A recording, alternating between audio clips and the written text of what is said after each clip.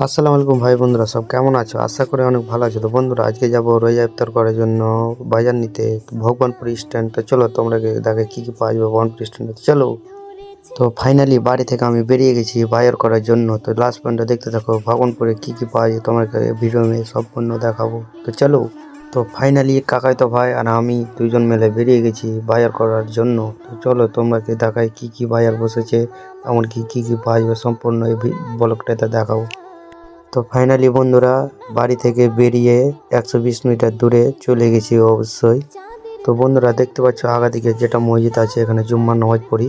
আর যখনকার ঈদের সময় না ওখানে নামাজ পড়তে দেয়, তখন এখানে আমরা নামাজ পড়ি। তো বন্ধুরা, হাঁটতে হাঁটতে কথা বলতে বলতে আমাদের কিন্তু বাজার অলরেডি পৌঁছে গেছি। খেজুর, আঙুর ফল, কলা, তরমুজ, এখানে রয়েছে সবজি বাজার। তো এই বাজারে অনেক রকমের মাছ পাওয়া যায়, যে যে মাছ নিতে আসো অবশ্যই আসবা ভগবানপুর স্ট্যান্ড। তো বন্ধুরা, রোজা রমজানের দিনে দেখো কতটা ভিড়, আর এখানে পাওয়া যায় অনেক রকমের জিনিস, আর এখানে পাওয়া যায় পোল্ট্রি চিকেনের দোকান। তো বন্ধুরা, কথা বলতে বলতে এখানে চলেছে ভগবানপুর স্ট্যান্ড। এটা চলে হলো ভগবানপুর, এটা চলে হলো আমাদের মহেশপুর গঙ্গাদেবী। আর এটা হচ্ছে কার্তিক মিষ্টির দোকান। আর আমার বাজার অলরেডি হয়ে গেছে, দেখতে পাচ্ছ গাইস। তো আমরা বাড়ি রওনা দিলাম। তোমরা লাস্ট পয়েন্ট ভিডিওটা দেখলে, থ্যাংক ইউ সো মাচ। ভালো থাকো, সুস্থ থাকো, আর এরকম ব্লগ পাওয়ার জন্য পেজটা ফলো করে দাও।